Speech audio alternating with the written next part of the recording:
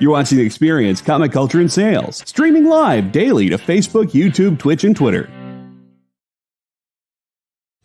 You just finished the last episode of your favorite new show, and you just have to talk about it. But all your friends are ghosting you because of that incident last week at the buffet. Oh, you know the one. What you did to that chowder. Ugh. Keeps me up at night. So what do?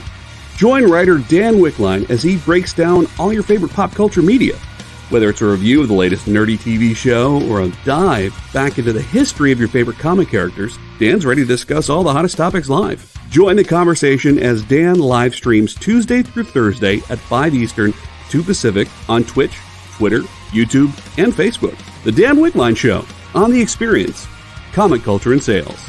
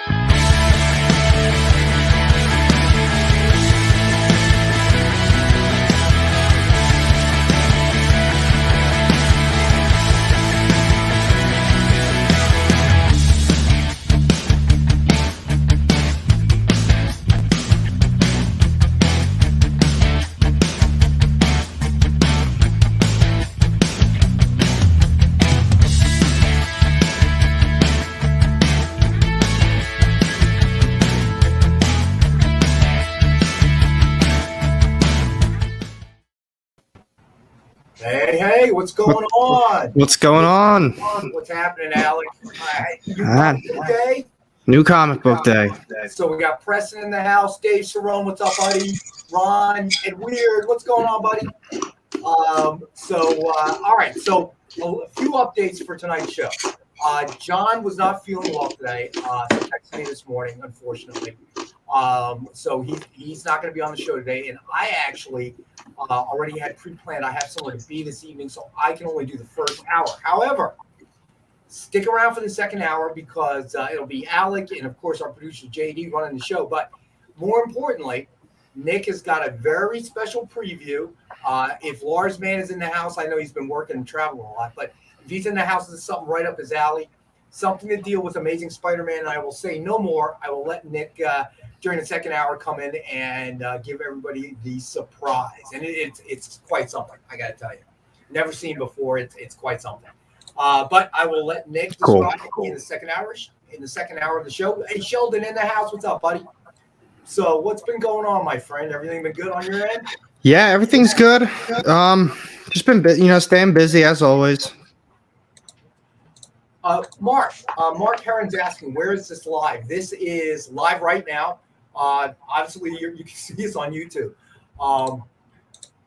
Yeah, I'll have that on next week, Dave. Don't worry about it. All right, and it's 8 staples. So I've doubled up the staples. Oh my God. Yeah, that whole controversy that came up. I didn't even know about it until somebody mentioned it on Monday.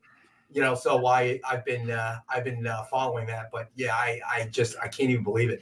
And I heard CGC actually graded it, which is another shocker. So Dwayne's what's up? That's not a shocker to me with the way that they do things. Right. Nothing surprises me anymore. The stuff that Black Flag was pulling, CGC. Right. Well, you know what? Let's visit this topic in a minute because clearly, whenever you make that face, Alec, that means you have some thoughts about it. Generally, not good ones. I've got opinions, but yes, you do, sir. That's why you have so many followers on YouTube. It's no surprise. A lot of it really isn't. So Joel says CBCS would grade it. I did not know that. Thank you, Joel, for that information. What I find really kind of goofy is why CGC didn't wait. Let the whole thing kind of unfold. Sometimes I think people take actions just for the sake of taking an action. It's kind of like running on a treadmill in your living room. You feel like you're getting somewhere because you're running, but you're not really getting anywhere, right? Yeah. You're still in the same place. Triple B, what's going on, buddy? So yeah, I do want to revisit this topic though. I think it's an interesting one, and just how sometimes things just kind of spiral out of control. We will also talk about Ezra Miller. That just kind of writes itself. This guy, I mean, Yeah, I just saw that too. I mean, it is just unraveling. It just seems like every day is something new, and it's getting to the point where we all joke about it. It's real funny, haha, but it's not funny anymore. I just it's not a person who is under the radar, obviously, and he was in the Harry Potter movie, the prequel. He was in Harry Potter? Yeah. Well, not in Harry Potter, the sequel. I can't remember. Somebody help me here. I'm looking it up. Yeah, and obviously, Fantastic Beasts. Yeah, that's right, Fantastic Beasts. And obviously, Flash has been a high-profile film since they got everything kind of hinging on that. The DC Extended Universe obviously is hinging on that. That's their multiverse. Thank you, Preston. That's their multiverse kind of moment. That's somebody in, Mark, we are actually in New Jersey. We're actually in South Jersey, a little bit outside of Philadelphia. So I'm in Pennsylvania.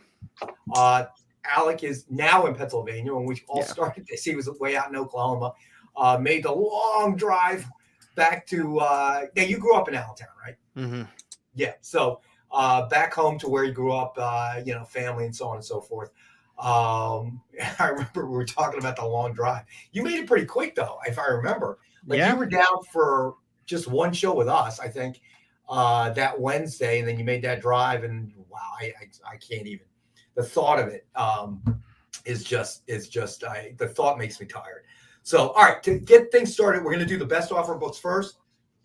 All right, from Woodstock, Georgia. Hey, cool. I love that state, actually. I've been to Atlanta many times, but Atlanta's getting kind of crowded. Seems like there's traffic everywhere when I go there. It's not my rapper munchies, and John's not here, so we know it's not him. So I don't know. Are you eating chips, Alec? No, I'm not eating anything. All right. So first up, we've got Uber number 0, enhanced edition, first printing, signed by Kanan White. Suggested retail of $39.99. And it is a best offer book starting at $10 tonight. All right, so there we go. Thank you, JD.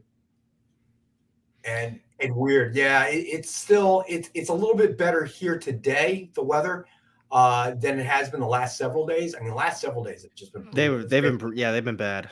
Yeah, I mean, the feel like temperature is like over 100. So JD was eating. There you go, JD. So it has been a little cooler, and it's supposed to get cooler next week, but today is still in the high 80s, like low 90s. It just feels a lot better because we've been under this ridiculous heat wave. So it does feel a little bit better today. Maybe we're just getting used to it. All right, so next up, we've got FF number 1, Goldberg variant, signed by Rick Magyar. And it is a best offer book, started at $19.61. It is number 17 of 25. All right, so that is our other best looks offer like book. Number 2, I think. Was that 17? It looks like it is number 17 of 25. Nice. All right, so let me see here. Okay, and then we got 2 more. All right, so then we also have Liz T. Thanks for joining us. Let's see. Preston, what's up, bud? All right, so next up we got Red Sonja, Price of Blood number 1.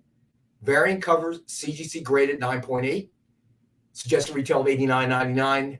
It is a best offer book at $35. And Preston, hashtag Miss John. Yeah. John, if you're watching, which I suspect he may be, hope you're feeling better, buddy. Yeah, hopefully he's feeling better. All right. So now, so go ahead. Now, I know you have something to say about the whole acetate thing. I don't know. I think it's the whole entire situation. I mean, everybody's going at everybody. It's just not a good look for anything, I guess. But What we've been seeing on just social medias, I think, has been insane. Everybody's just they're making memes of other people, they're calling other people out, they're saying this, they're saying that, and people are saying stuff they don't know an entire story. And I'm not trying to take sides with one or the other. It truly is Black Flag's fault. Um, the idea that they didn't limit a book at a con and you had people just coming up and buying X amount of copies. I mean, you as a seller should have, used, I don't know, common decency to not basically buy a fraction of their stock. But at the same time, if they are a seller and that's how they make their living, you can't exactly blame them for doing that. It's just, it's kind of scummy, but it's definitely all Black Flag for not limiting. Right. I mean, it's, yeah, I understand your point, and I would agree with you. At the one point, you never want to be stuck with stuff. So an opportunity comes to sell the stuff, you sell it. But there is, if you know something is going to be popular, there is something to be said about, putting a cap on individual purchases and that type of thing. Yeah, it's. Alec, JD, I don't think has heard about. If you want to give a brief summary of what occurred. So what happened was at C2E2. This is just based on what everybody seems to be saying. I wasn't there. Black Flag. They had a cover that released last year. It was a Clayton Crane, homage to the original Ultimate Fallout 4.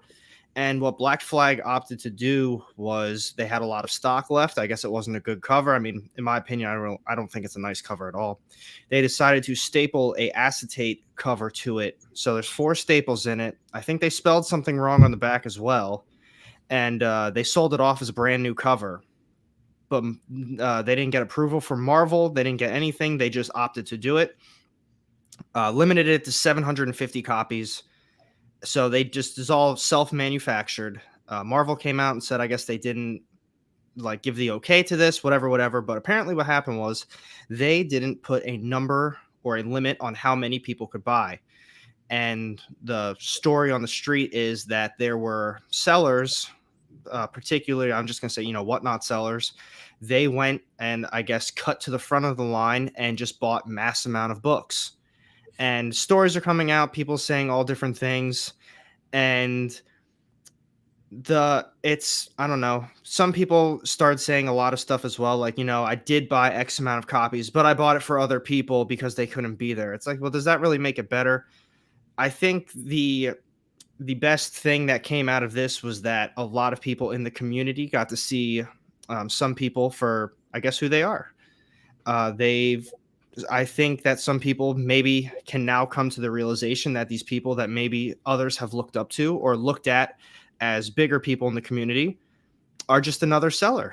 And that's not a problem. That's not a bad thing if you're a seller, but I don't think that you should be something else, because then it gets into a little bit of a gray area, in my opinion, because now you're hyping up a book and you can talk about these things. And because you're so big, people trust you. And then when you can kind of sell X amount of copies, people are believing you that this is worth something.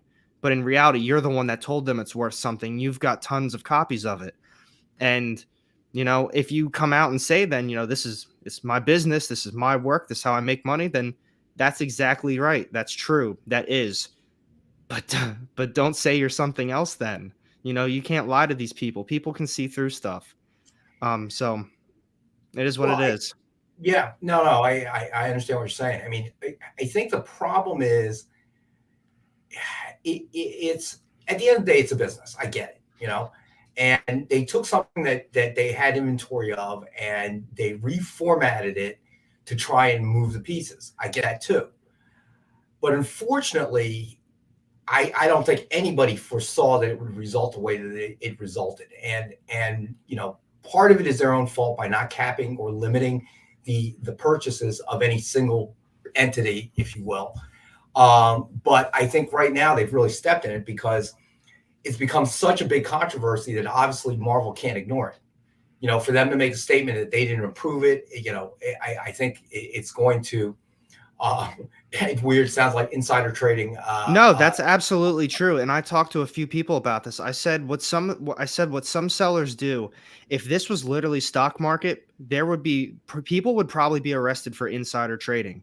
If you have people that buy up a fraction of, like, say it is 750 copies, and you've got 4 or 5 people who have 300 to 400 of these copies, and now you're going straight to Whatnot or whatever platform, and you're writing in, big words, sold out, can't get, buy it now, $200, when it was only $70, $80 to buy in the first place. That's a problem. That is an absolute problem that people do that, and that's disgusting as far as this community goes. If you find a book in the dollar bin that's a $20, $30 book, and you flip it, who cares? If you're buying all of the stock or a fraction of the stock, and now you're going to a platform to sell those books where you get a spotlight, where you get promoted, and you say, this is sold out, this is only at the con, you can't get this, I have a copy, you can get it right here. Of course, you're creating an artificial hype, and that's bad. That is very bad. In my opinion, of course, is all my opinion. Right. I think the problem is that you have the one side is when you're selling something that's a hobby, there's a passion or emotion to it. And as buyers and collectors and comic book collectors, there's a passion to it. So when these things happen, you kind of get pushback like this, which is unfortunate. I get where they're coming from. I mean, I come from a trading card business originally, and the kind of things that went on in the 90s is just, I mean, I can't even tell you. And the whole concept of promo cards. Okay. And at one point, certain companies, smaller companies, not the tops or the fleers at the time, but smaller companies, it was like a license to print money. I mean, you were going to the printer and, you were essentially printing money with these promo cards without ever telling anybody how many were actually out there. I remember there was one particular card, I won't mention it, so I won't identify the then company. The promo card itself was selling for $50. And the trading card manufacturer had no problem going back and getting more and more printed. And especially as they were seeing how much they were selling for. So therein lies your problem, is that the industry kind of lends itself to this as well. All right. So JD, false scarcity, I don't know how else to explain this. The whole scarcity, in the trading card business and even the game use kind of jersey business, employees would get really stressed out. And I have to remind everybody, at the end of the day, what you're dealing with is old cardboard. That's really what it is. Yeah. Any value that's attributed to it is artificial in its nature. Okay, because you can't eat it. It's not a commodity. All right, you can't barter with it. Okay. I mean, you could barter almost anything. If you happen to have plumbing skills and I don't know, somebody else is an interior designer, you could barter those skills. Listen, I'll come to your house and I'll do all the interior design. Okay, but I got a leaky toilet, and so on and so forth. Come fix that, and we'll call it a wash. When you talk about collectibles, where is all of the value? I think is perceived, which is the dangerous part. Okay, it's all dependent on what people like or don't like. And when people see that that when a trading card manufacturer or publisher sees that something is popular, they may not know why, but they understand it is. It's self-motivating to try to maximize that. So DT, welcome to the show. Black Flag's owner clearly said in a video that they pre-sold the copies to the influencers before the con. Then the cutting line was to pay for those pre-sold books. Which is funny because I've seen a couple people come out and say that wasn't true, that they didn't get them as a pre-sale. They went to the front. I saw a few posts about that. I can't say it's true or not, but there's a lot of people saying a lot of different things. So that's why, I don't know. That's it. A lot of people, you don't know what's true. But what I will say, because a lot of people have said it, they mentioned Gem Mint's video that got taken down. Now he took it down. There was 600-700 plus comments, and I'll tell you what, most of them were negative. I won't hit on that, but what I will say is that a few things that he did say, I actually personally felt disrespected by the way things were said. And that was yeah. And I'm sure a lot of other people felt that way because of the mass amount of comments. Well, yeah, I guess. I mean, again, I'm sort of catching up. I'm a little bit further ahead than JD, who obviously had not heard anything about this. But again, I have to thank the show and our viewers. Otherwise, it's not like I'm looking for this kind of info all the time. I hope that this kind of settles in. I understand why people are upset, and I understand. I don't want to say it's the right thing to do, but I understand the logic. If this is your bread and butter and you're trying to make a living doing this, I can sort of see the logic there as well. But that's kind of where you have to. I don't know how else to say this. To be honest, quite frankly, I don't care if people cut in line. I don't care if they bought 2, 3, 400s of the books. I really don't, because I don't buy a lot of con exclusives. I don't buy a ton of variants. It's, like we keep saying, it's how they make their money. If that is how you as a person are going to go about and make your money, you have to do exactly what you have to do. The problem I have is that all of them are saying like, yeah, I shouldn't have done this. This was a bad experience. You're saying that because you got caught doing something that people aren't happy with. No one is saying, I apologize for doing this. I'm sorry I did that. The way that a lot of things are coming off from a lot of different people sounds like, man, I got caught. I got caught swindling people and cheating them out of books and raising prices. I won't do that again. This is how I make a living. I'll just do it better next time. And everything just feels so like disrespectful to the actual community. It's not right. I mean, and that's why I said I'm not mad at people how they make money. I don't care how many books you buy and what you do with those books, but it's the attitude that you're telling people who caught you, like, oh, it is what it is. Deal with it. This is my job. This is how I make a living. You don't like it, whatever. No, you can't say that you're the part of the community and that you love everybody and that you want to do this because you care about people. You obviously don't. You care that you got caught doing something bad, and that's yeah, it. no, yeah, I think it brings up a good point. A lot of this could go away if they would just step up and own it, admit it was wrong, and sincerely apologize. I think that would go a long way. But the world has changed too. The ability, the access to social media, the internet, and everything else, information travels like a wildfire. And sometimes, I don't know, a simple apology and being stand up and having the time to write something well thought out or have time to deal with it doesn't exist anymore. You kind of have to react almost immediately. But listen, I understand that people are upset. It happens. But and hey, let's sell stuff that has no controversy. Well, what's the fun in that, Nick? Do you want to give him a tease on what's coming up? No, because we're already at the break. All right, I'm going to say this. All right, and again, I haven't seen Lars, man. I know he's been traveling a lot for business. It is Amazing Spider-Man. Let's leave it at that for right now. But it is the biggest complete. He brings the thing in, okay, and shows it to me and says, "Oh, let's get an emailer together for this. It's never been seen before." All right. I'll come back after the break. What's the best offer item? What's the best offer item? We've done all the best offer items. Oh, we'll go through it again. I wasn't paying attention. Apparently not. All right. Yeah, we started off strong with all the best items or the best offer items. And let's do a recap of the best offer items before we go to the quick break. All right. So we got Uber number 0, enhanced edition, first printing, signed by Kane and White. Best offer starting at $10. Then we have FF number 1, Goldberg variant, signed by Rick Magar, and it is a best offer book starting at $19.61. And who said that the thing in the white stretchy suit is not a good look? He's right. I gotta admit. All right. I saw somebody say that earlier. Don't put the thing in spandex. Okay? It makes him look like he's about to do a ballet. So then we had. They might all be doing a ballet. Then we had Red Sonja, Price of Blood number 1, variant covers, CGC graded 9.8. Best offer starting at $35. Oh, thank you, Ron. I hope he's doing okay. Oh yeah, I do too. Yeah. All right. So then I missed one. Actually, I was wrong. Then this is truly the last best offer item of the night.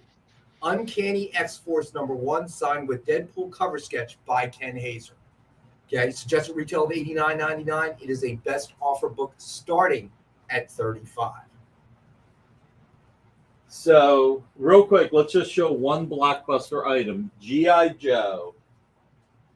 Silver Signature Series, Fred Van Lente. This is number 20 of 100. This is a $69.99 book. What are you offering it at tonight, Brett? Blockbuster price of $19.83. The year the G.I. Joe TV series, animated series hit.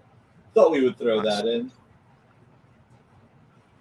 Don't worry, Creative. We'll have other Spidey stuff. Hopefully he feels better by Friday, or he's really going to kick himself. That's for sure. He's going to kick himself if he's not watching on Friday. I guarantee it. Biggest ASM fan there is out there, our buddy Lars Man. If you are watching Lars Man, I hope you're feeling better, bud. And John, if you're watching, well, I'm hoping you're feeling slightly better today than you did yesterday. All right. He's at happy hour. He said, nah, you kidding me? John enjoys doing this show more than happy hour. I mean, he name drops to his wife, but she doesn't care. All right. No, I believe it. Shut up, John. Go watch something on Disney Plus, John. go to Regal. Okay. Just like Ron's situation with his wife. And Ron sent this great commissioned art piece of the original series of Star Trek cast. I got to mention again, he sent it because he knows I'm a huge Star Trek fan. A beautiful piece, reminds me of so lifelike. Reminds me of kind of an Alex Ross kind of lifelike sketch, but of the entire original series cast. And of course, very sorry that Nichelle Nichols has passed away. Lieutenant Uhura. And I just feel like this year there's been a lot of pieces. You know what, Ron? I actually did not forward that to JD to throw up there, but hopefully Nick is watching, and if not, I will try to get it up there. But Preston, I brought Happy Hour with me. Good man. That's why I knew there was a reason I liked you. All right, so it is time for our first break. So we're going to go ahead and go to our first break. We'll be back in a couple minutes. Stay with us. Did you know that every Experience show, including some exclusive content, streams on Twitch? Check it out. Twitch.tv/the_EXP. Or just scan that QR code. Comic Collectables is a pretty straightforward show. You got Rex here, he sells the comics, and you got Rock and Robbie, he knows about the comics. And finally, John, well, no one really knows what John does. I mean, don't get me wrong, he's a great guy, but he just keeps showing up. Come to think of it, I don't even really know how he gets in here. Anyway, awesome comics, rare books, rarer signatures, slabbed books, and amazing cover sketches by Ken Hazer and others. Simple formula, you want the comics, you buy the comics. To sum up, Rex sells the comics, Robbie knows the comics, and John, who might possibly be a ghost. I mean, seriously, has anyone ever seen him show up or leave? Comic Collectables with Rex and John, Mondays from 6 to 8 Eastern on The Experience. Comic Culture and Sales.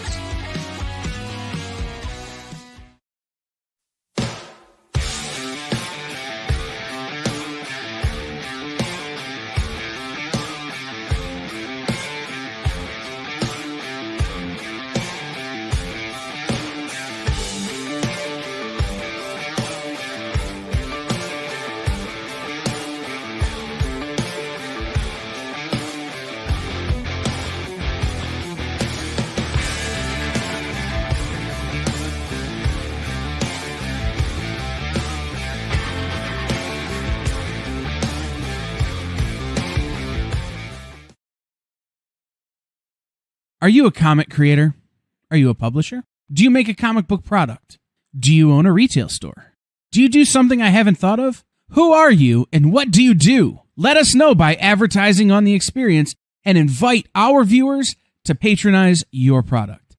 Message the EXP on social media or email us the_EXP@yahoo.com for more details.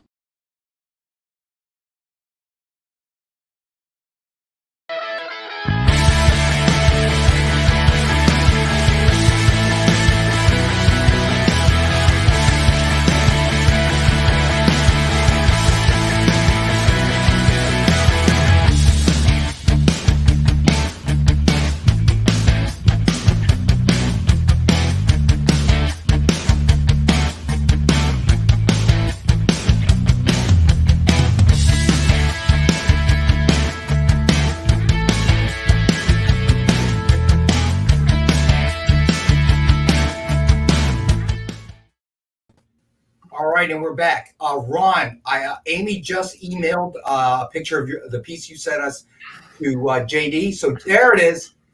Look at that, man. That is an incredible piece. And That's nice. I'm not even a Star Trek fan.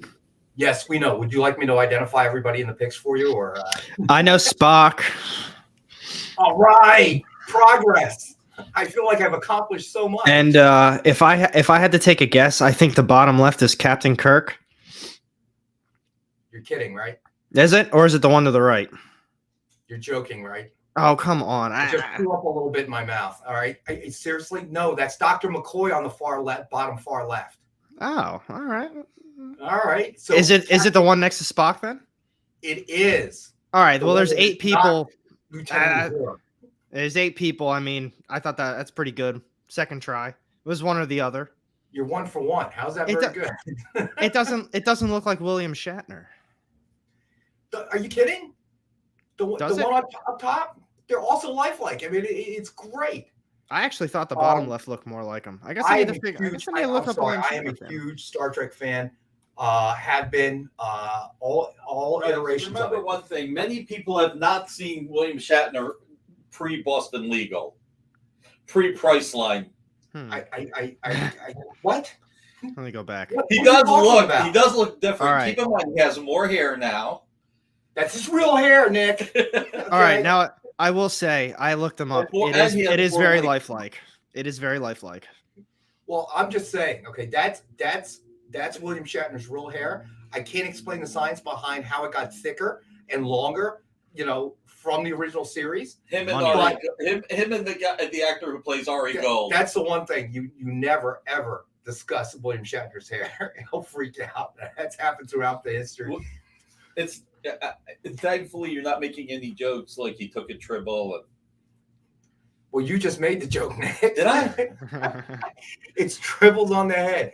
Oh, I guarantee you, if you said that in front of Shatner, he'd get up and punch you, dude. I'm not even playing. He would be nice. I've met William. He's a really nice guy. Yes, that's because you didn't mention the hair. I heard he's a really nice guy too, though. Yeah, he is. Mark Herron. Yes, you're right. That's why we're kind of talking about it. Those regular viewers know I'm a huge Star Trek fan. Very sad to hear about Nichelle Nichols. It's just, it's weird. We're getting to that age, for myself, people in my generation. These are actors, that we grew up watching back in the good old days when there were 6 channels and you can only get three of them even remotely clearly. Ron, you are correct. Chekhov was not on the show the first season. And then midway through, they gave Chekhov the Beatles haircut, which really, really did not work well. I remember those episodes when he had that Beatles kind of haircut. Creative Keep, yeah. The young man that played, I forget his name, as a matter of fact, who played Chekhov in the last series of movies. That was really tragic what happened to him. And he did a great job, again. And if you get a chance, we got quite a few viewers tonight. If you get a chance, hit that thumbs up for us if you would. Helps us out quite a bit. Also want to mention, definitely go and check out Alex's channel, AR_com. Great content. He's, doing a lot of short form stuff, but a lot of great content. So definitely check out his channel as well. All right, I'm trying to get through a few books because I got to go after the first hour. Try to help you guys out a little bit, and then you guys can have a little bit more time to discuss whatever you want to discuss. And don't forget, in the second hour, Nick's going to be here with the big surprise on the original art show. That's this Friday, 7 p.m. Eastern on The Experience. All right, so next up, we got Amazing Spider-Man, Renew Your Vows, number 3, signed in silver by Justin Ponser. Suggested retail of $69.99. We have one available. It is a 5-star for $50 book, and it is number 1 of 15. Nice. That's a really cool cover too. That is a cool cover. So we're kind of going through all the variants on Renew Your Vows, and I took out a set of all number 1s, signed in silver, obviously, by Justin, and great opportunity if you are an ASM fan. And since Lars Man is not here, if it doesn't sell tonight, we'll probably bring it back in future shows. So give him an opportunity. All right, the next up we have this is I love this cover. Green Lantern Annual number 1, 80-page giant special edition. from 1998, ultra limited edition, signed by Mark Waid in Lantern Green. Suggested retail of $80. It is number 6 of only 8 signed, and Mark Waid signed it in green, and it is another one of our 5-star books at $50. All right, so let's get into New Comic Book Day. What would you see there that you liked or disliked?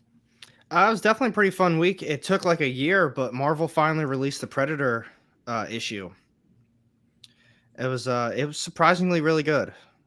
I mean, Go ahead.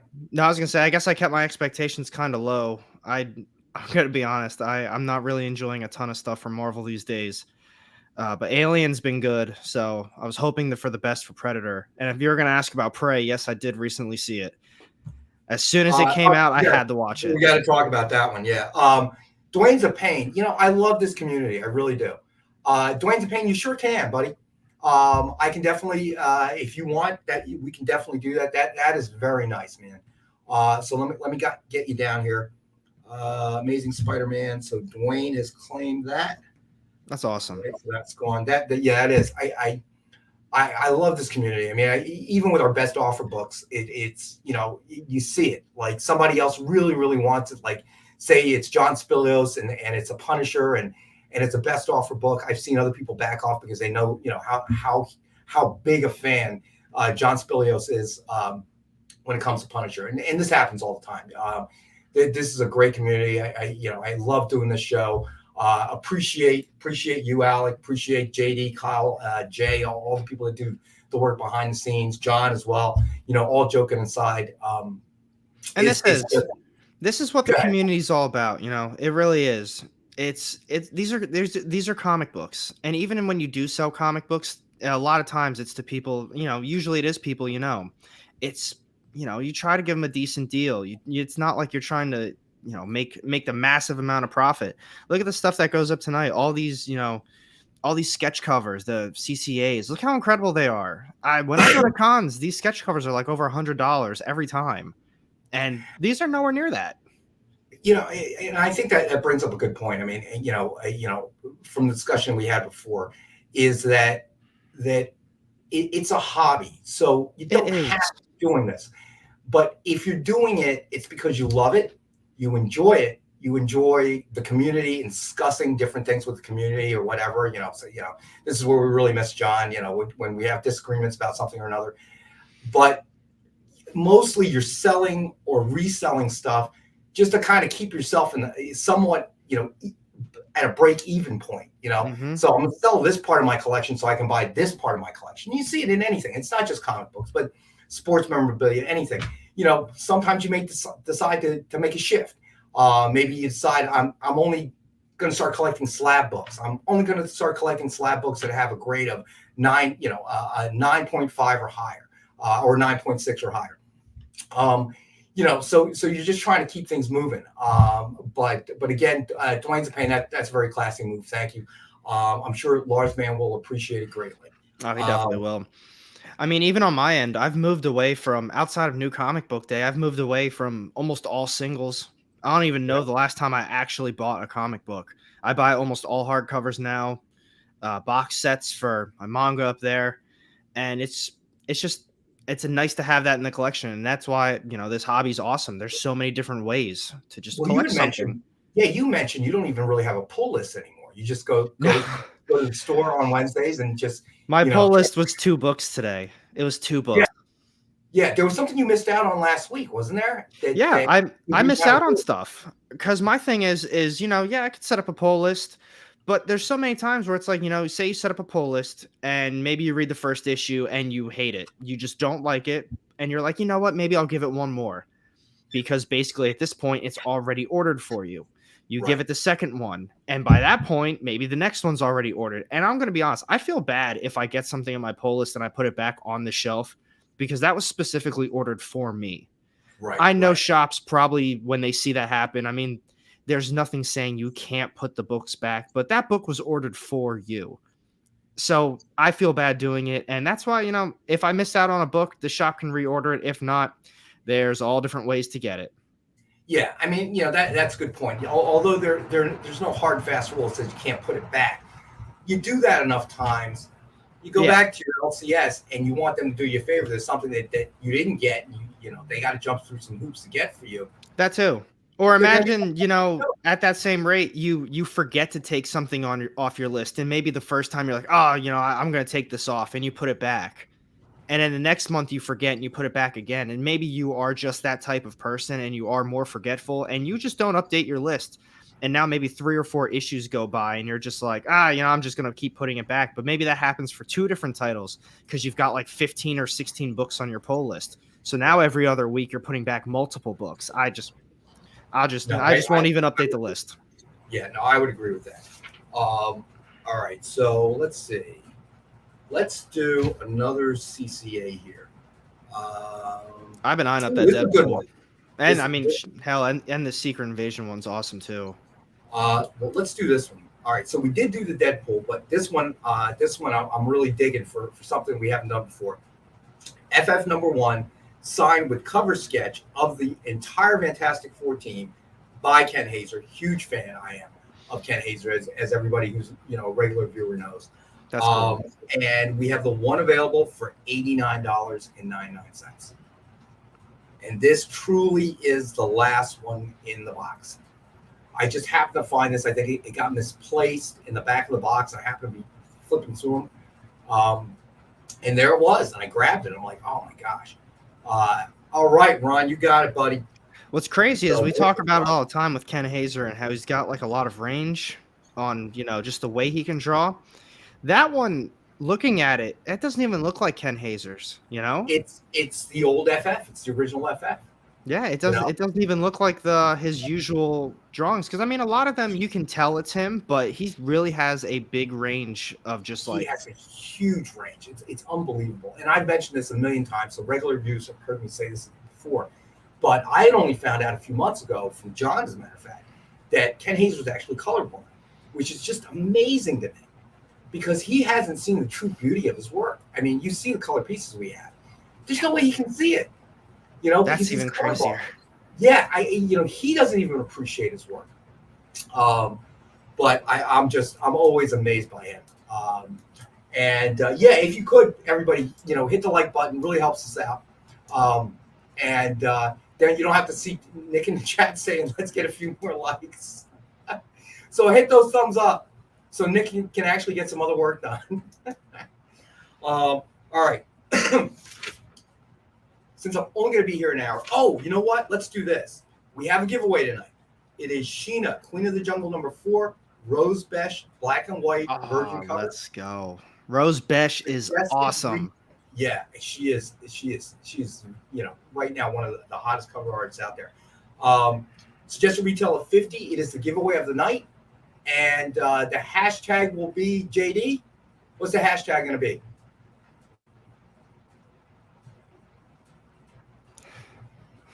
JD's probably getting I'm here. I was going to find the giveaway tool to put in the hashtag that you said, and then you were like, "Oh, hey, JD, give us the hashtag." All right. Well, I think JD, Nick, and Kyle have taken control of the making up the hashtag away from me. There it is. We'll go with hashtag AR Comics EXP, all lowercase. Very important. Has to be all lowercase, everyone. So when JD enters the hashtags into it, it'll do a drawing. So it has to be all lowercase. Again, hashtag AR Comics EXP. Throw it into the chats, and you will be entered to into the drawing for a chance to win the Sheena, Queen of the Jungle #4, Rose Besh, black and white virgin cover. All right, fantastic. Yeah, all right. So everybody's getting it in there. Awesome. And more than likely, and I'll have to remind Amy because I won't be here, but we normally do the drawing right after the best offer books close, which is at 7:55. And I know that we have some new viewers here tonight. So just if you've never claimed anything on the show before, we have 2 types of claims. We have a buy now claim. So we'll throw up an item with a price, and then the first person in the chat to claim it walks away with it. And then we have the best offer of the night, and we will throw out a starting price, and the person with the highest offer at 7:55 will be the winner. and JD will throw up a clock right before we get to 7:55, and then he will throw up an end line to end the best offers. All right. So just want to make sure everybody knows that. Also, I want to introduce this. Well, not introduce it. We have it every show. The Dynamite 10-pack reader set. 10 random Dynamite titles. Suggested retail of $40 or higher. So each one that you get will have a price of $3.99 or higher. I know some of our regular viewers who have picked up the 10-pack have gotten all kinds of, they've gotten incentive covers in there, all kinds. We try to mix it up as best we can. And it is, as a thank you to our viewers, $5 for the 10-pack. So 50 cents a copy. You really can't get better than that. And they will be 10 random Dynamite titles.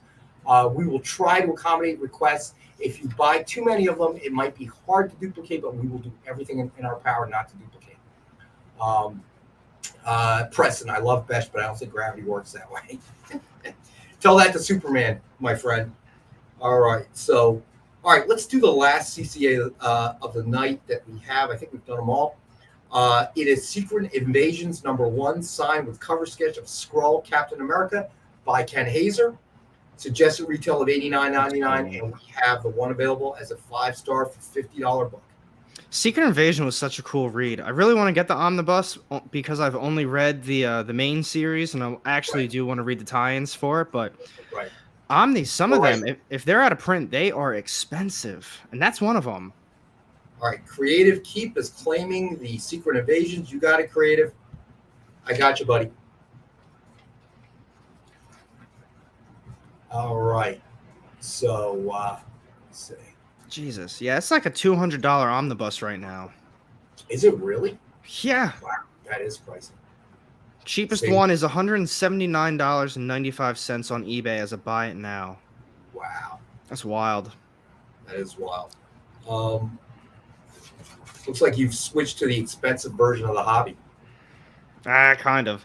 Oh, it's crazy is I actually just bought a bunch of Omnis from Cheap Graphic Novels. They had a Nick and Dent sale, and I've got four Omnis for 3 Omnis and a Image Deluxe hardcover for $150. And I'll tell you what, really none of them had damage on them. Like none of them. The one had a little bit, but I don't care. All right, so next up, let's do a slab book. Fantastic Four number 33 Deadpool variant cover, CGC graded, guaranteed 9.8, suggested retail of $89.99. We have the one available as a 5-star for $50 book. All right, so it looks like Creative's got a question for you, Alec. How long did it? Oh my goodness! How long did it take to get them? Let me tell you. From the time of ordering to actually get them, I think it was on the upwards of like 20 or 21 days. It took a while. It was not a fast process. I'll put it that way. Faster than grading, though. Yeah, I'm sticking to it. Especially after all the stuff with CGC, I'm not interested in grading anything at this point. I can understand that. So let me see. CGN is way slow, especially with customer service replies. Oh, they don't even answer emails. I've sent them 2 emails, not about this order, just in general. I haven't gotten a response to anything. So they don't respond to social media. They haven't responded to emails. So take that for what it is. When you order from them, I've had no issues with any order. But getting a hold of them, I've never been able to get a hold of them for anything. I've commented on posts. I've sent them direct messages, emails. I've sent them messages on Facebook as well. Nothing. It's kind of like the cable company. Yeah.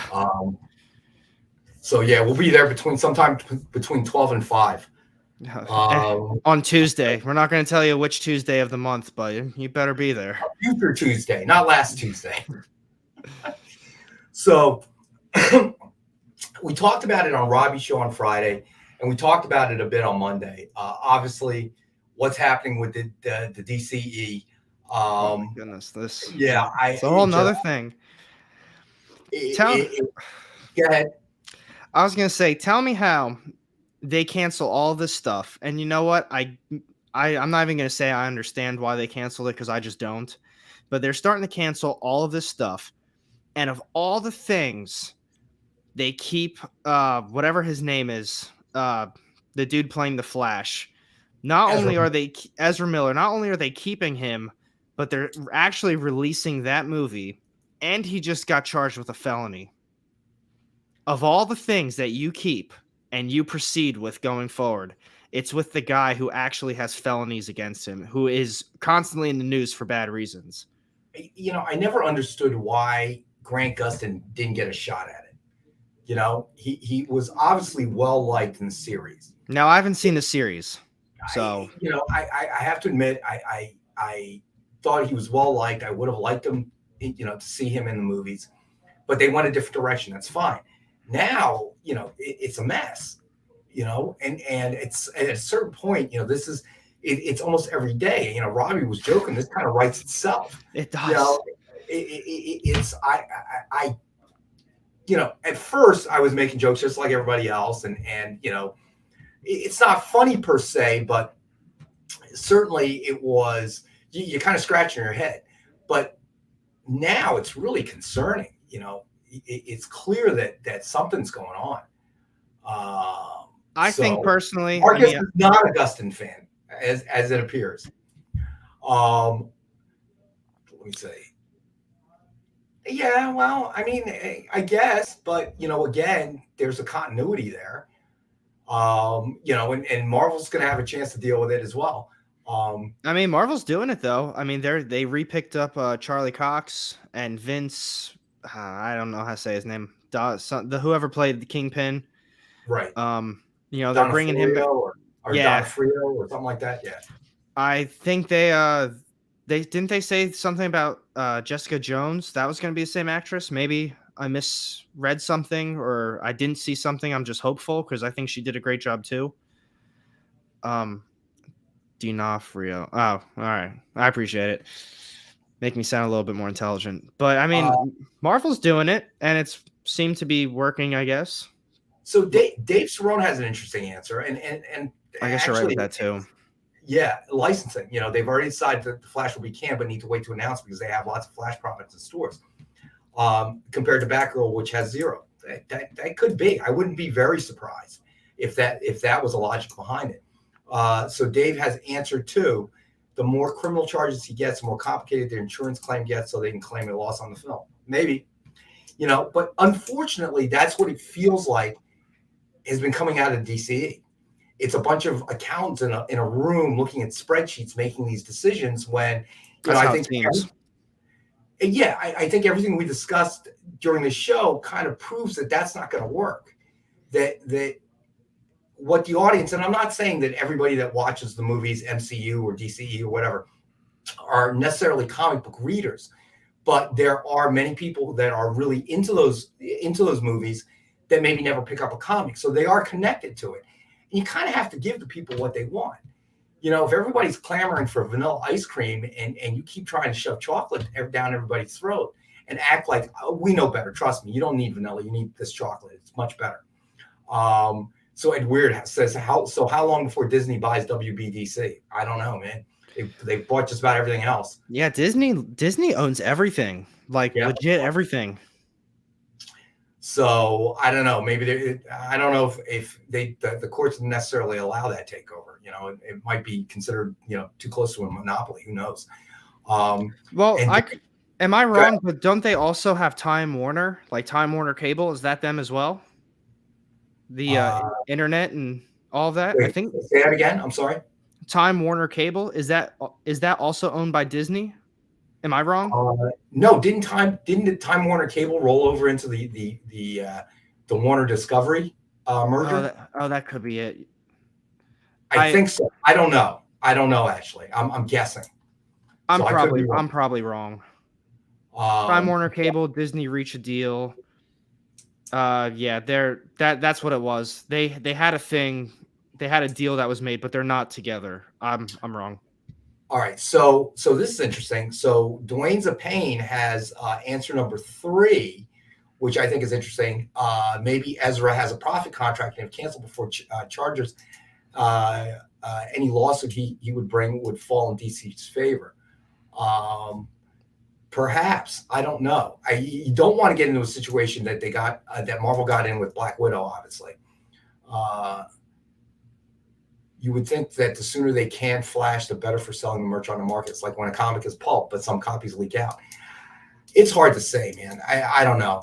I just think that even before this merger, they've been making bad calls all the way around. So what are you going to do? Man, imagine if he's got something in his contract where he's like, he has to be Flash for X amount of movies or X amount of whatever. And he is just, maybe he's not the best of people and he is just out there completely living his life, knowing that if he gets fired or they drop the movie, he will like make out like a bandit. So he's just doing whatever he wants. No, it could be. I mean, that's certainly a possibility. But usually there's most contracts are very rarely ironclad like that. I would say that there's always some sort of backdoor out, but who knows? I mean, it's literally we're watching it unfold right before our eyes, which is just kind of, it's interesting, like a car accident. You want to look, but you're also saddened by how this is all going. So Preston goes, isn't that? I think so. Yeah. All right, Dave, go ahead. I think the problem with the X-Men and Marvel is that they have to, for X amount of years, whatever, they have to keep the same actors as the X-Men. Right. And I think that's why they haven't used any X-Men yet in the MCU. They're waiting for that to run out. I might be wrong, but I'm pretty positive that's what I heard. Could be. You're right. All right. So we got to go to our next break. And I'm going to check out here and leave it to JD and Alec, who will run the show from this point forward for the last hour. Nick will be in sometime after the break with his preview of what's coming on Friday night on the original art show at 7 p.m. Eastern. Preston, we've run out of time. There will be no Rex Cap this evening. No final Rex Cap. But I leave it in the competent hands of Alec and JD, and Amy's always here to help keep things keep the ship upright. And Dwayne's paying you too as well, my friend. Thank you. So we're gonna go to our next break, but stay tuned for Alec, JD, and whoever else wanders in, man. All right, Preston, I'll double up the Rex Caps on Monday. How about that? All right, so we're going to go to a break. Be back in a couple minutes. Have a good rest. Join the party. Head over to our link tree to find all the links for everywhere the experience is all the time.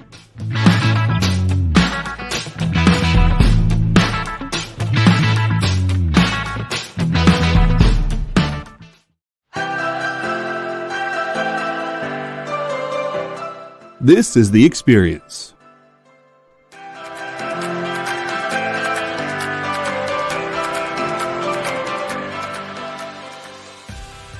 Good afternoon, everybody. Hey there, hi there, ho there. You're as welcome as can be. Hi, I'm Nancy McCann. Welcome to Friday Night Live on The Experience. Welcome, everybody. It's Fat Jack's Comic Crib. Brendan, Al, Jason, hanging out. There I am. Welcome back to Kicking It with Henry, folks. I am your host, Henry Copeland. It's great to be here with you guys. So we are going to talk about books that are in stores this week. Hi, everybody, and welcome to Mishmash. Hello, and welcome to the Black Comics Universe, presented by Peep Game Comics. And you gotta love it that the first people in the minute to skim it are creators. Up, everybody! Welcome to another Wednesday Warriors. My name is Joey Galvez, and this is my pal Ambrosia. Hey, everybody! Welcome to Space Cadet. Hey! What's up? Welcome, everyone, for another episode of I Must Ask You a Question. Hi, everybody! Welcome to Nerd News Now. Hey, this is Rex. Welcome to Comic Collectables. Hey, hello, all you happy people. Welcome to the Dan Wickline Show. Hi, everybody, and welcome. Is the crazy show that we do on Thursdays called What's in the Box? What's in the Box? Comic culture and sales.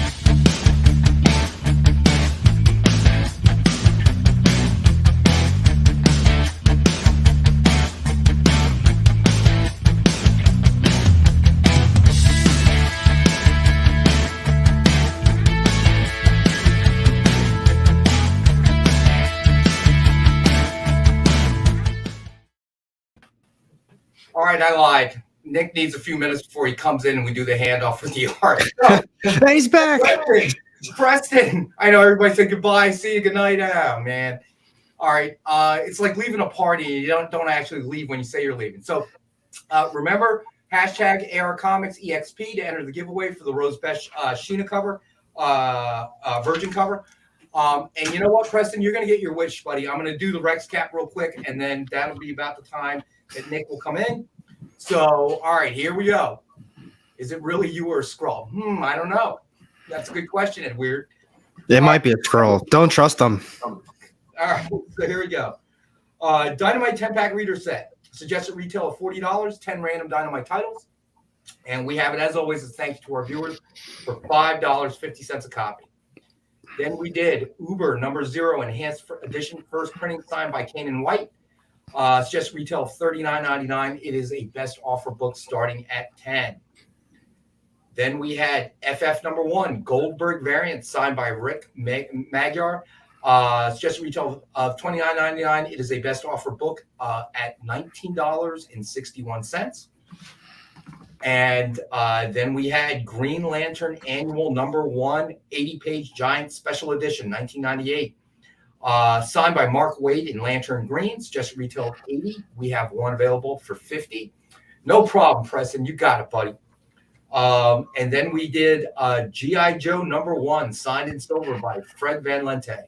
Suggested retail of $69.99, and we have one available for $19.83. Then we had Fantastic Four #33 Deadpool variant cover, CGC graded 9.8, suggested retail of $89.99, and we have one for $50 tonight. And then we did Red Sonja Price of Blood #1 variant cover, CGC graded 9.8, and it is a best offer book starting at $35. And then we did Uncanny X-Force #1 with Deadpool cover sketched by Ken Hazer, suggested retail of $89.99, and it is a best offer book starting at $35. Dave, is it a John Cole approved Lantern Green? Don't know because he's not here today. Usually we get that on the fly. Okay, so I'm not sure, but we will ask him when he returns on Monday. So I saw Nick just walked in. Hey, Nick, you there? That was funny when he did that last time. He's like, I don't know. I don't really like that green. It should be a little bit. Right? Seriously? So, all right. So Nick is back with the surprise that he would not let me say. I think John is at a 4-train marathon. Oh, my gosh. So I'm checking out. I will see everybody next Monday. Nick's going to tell you about the surprise. It's a big one, guys. All right. So take care, everyone. See you Monday. See you, buddy. All right. Everybody, hit that thumbs up if you have not yet, okay? Yeah, hit that thumbs up. That's how we get to see this big surprise. Exactly. I wish Lars were here. I hope he's doing better. I hope everything's okay, because this is definitely something to excite him. So Friday at 7 p.m., we are going to have Amazing Spider-Man #7 original art. I'm not going to show every page, but issue 7. Wow.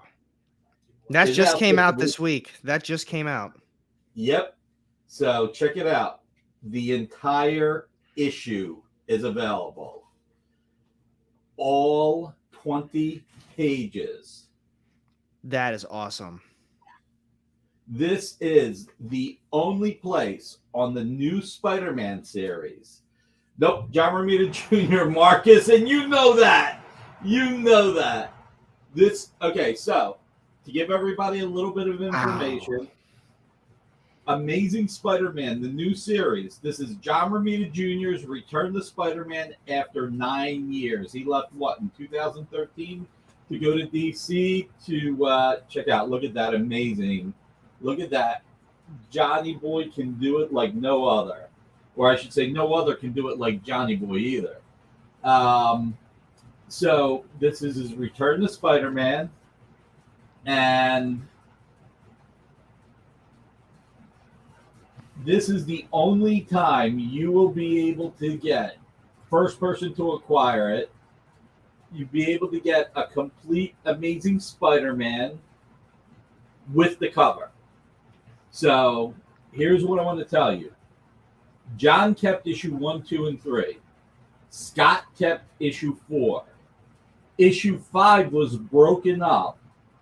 And I got the cover in a few pages, but it was broken up. No single person has the entire book. Issue 6, John and Scott only drew the cover. And McGinnis did a great job on the interiors. Issue 7 is here. Issue 8, a friend of mine bought the complete issue and the cover. And as of right now, it's not going anywhere. And John and Scott are keeping issue 9 and up. Check out the way the Vulture breaks the web swingers. That is so cool. Isn't it? Now, what I will say, because I'm not as knowledgeable on art like this, like you are, how common is it to typically acquire an entire book like that? Because I know you have a lot of pages, but an entire issue, or, you know, most of it, how common is that? Rarer and rarer every day. With the value of original art, what it's going for, most people can't afford to buy the entire piece. You really should have made the whole show about Spider-Man. Because it is his birthday. Today is his actual birthday. I thought it was this. Oh my God, I'm an idiot. So I thought it was all week. I thought they were doing like Spider-Man week. I didn't realize that it was just today. Find more Spidey items. Although I feel bad for Larsman. He's not here. Find something to give to Larsman for free. A get well present. Let me see. Let's get Larsman a get well present. Again, if you haven't yet hit that thumbs up, it helps the algorithm. It helps us grow. It helps us bring all these cool comics and collectibles to you. Going with what AR was saying earlier, let's get him something signed, something more special. Oh, that's awesome. Do you have to sell both kidneys and a lung to make that purchase? I don't know, Ronald. I mean, I don't know what your bank account looks like. See, Ronald's funny. This is why Ronald's funny. You ready? He's always beating us up. Oh, I'm not sure I can afford it. Oh my God, that's so expensive. And then an hour later on Comic Art Live with Bill Cox with Dueling Dealers, all of a sudden, $500, I'll buy that. It's like, no wonder he beats us up on price. He's saving it for elsewhere. You cheat on us. That's all right. We love you. All right, let's see. All right. So this is going to be for Lars, man. Amazing. Hopefully he doesn't have it already. Good. Well, if he does, we'll figure something out. Amazing Spider-Man 37, limited to 40 in the world. This is number 2, signed by Nick Spencer. This is the Get Well card from Dynamic Forces and Dynamite. So thank Amy for coming in and saying it's Spidey's birthday. Well, Mark helps. And Mark helped, and everybody helped. So thank you, Mark. Didn't take JR Jr. long to make himself right back at home with Marvel. His stuff looks great. Yep, ably assisted. Absolutely. That's great. Hashtag Get Well Larsman. I love that, Preston. If it weren't for the time payments, I would be lost. I'll give you time payments, Ronald. I'll be happy to give you time payments. I know you'll pay. You're great. So going back with what AR was saying earlier and not talking about the controversy, I think Amy wants to do part of the show too. She's like trying to get me out of here so she can do part of the show. So it feels weird when no one's on this part and when no one's on this side. Well, that's why we got AR. And JD, are you helping too? Absolutely. I was just thinking Amy should come in after you and tell us all about the Virgin covers for the week from Dynamite. That's a great idea. I'm looking at Rex's notes. He left him right here. No, So- I'm with you though. I want all that crap to just blow over. I'm tired of hearing about it and every party that's involved with it. It's best that we all get past it. It's best that the community learns from it. But going to the positive of what you were saying and you, Rex, and JD were talking about, the most important part about all of this is the community. We have a lot of fun doing these shows. And we want to grow the comic book audience. We want to grow the entire audience. We want this industry to thrive. We want this industry to grow. I've said this before multitudes of times. I've been doing this since I was 13 years old. I started off as a weekend warrior, launched Dynamic Forces when I was 23, and Dynamic Forces is 30 years old now. and I just can't see myself doing anything else. And we just want this industry to grow. So we want to grow the community. We want to bring great comics, great collectibles, and we just want to be able to continue. And that's one of the great parts about the experience, whether it's us or Miss Jen or Dan Wickline and Kyle or Nancy McCann or Fat Jack's Comic Crips, Joey, the entire team. We're here to grow the community. We're here to grow the audience, and we're here to have fun. We do need to make a little bit of money because people like to get paid, apparently. But at the same time, we just want to have fun. This is why also, we went out of our way to bring great ambassadors on the air.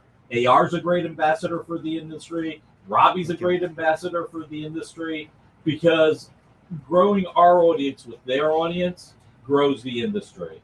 So you guys are the best. We could not do this without you. I want to thank you all. I hope to see some of you on Friday. We will not just have this one very expensive piece of art on Friday. We will have other art that is very affordable. So let's see. Of course, there definitely is. Too.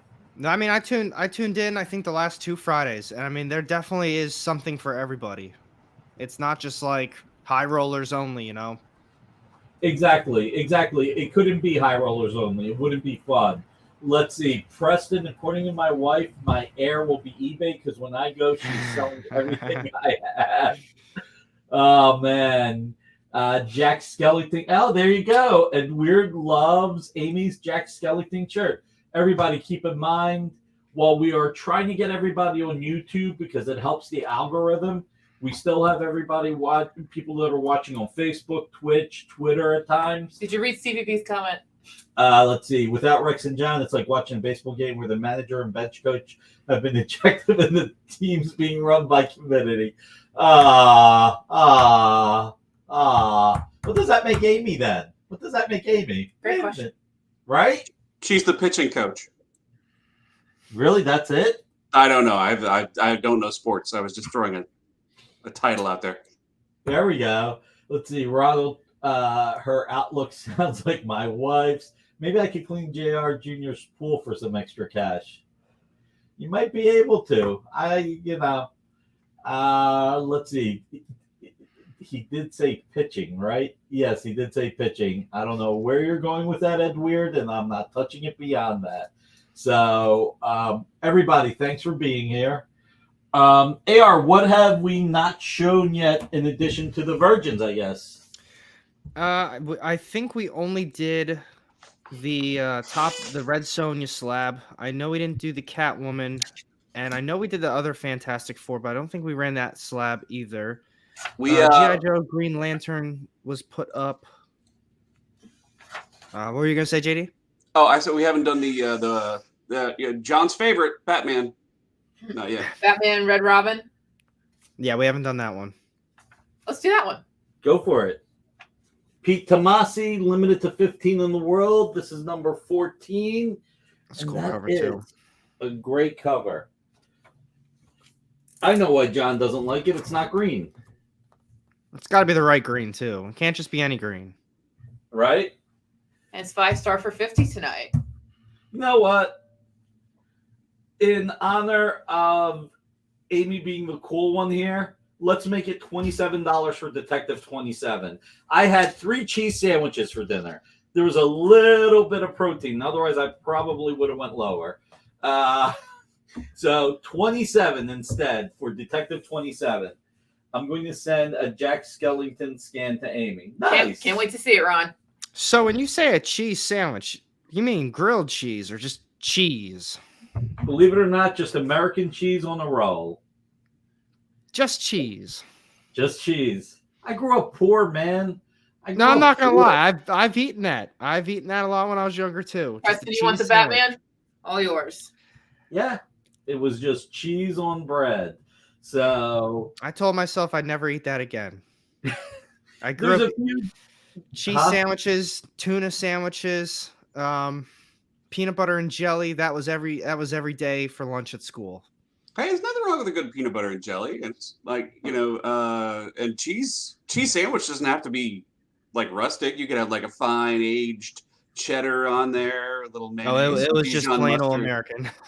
I'm not saying that Nick would do that. Of course not. I'm just saying that you can make a cheese sandwich a little fancier. Well, I'll tell you what I'll never eat again: liver.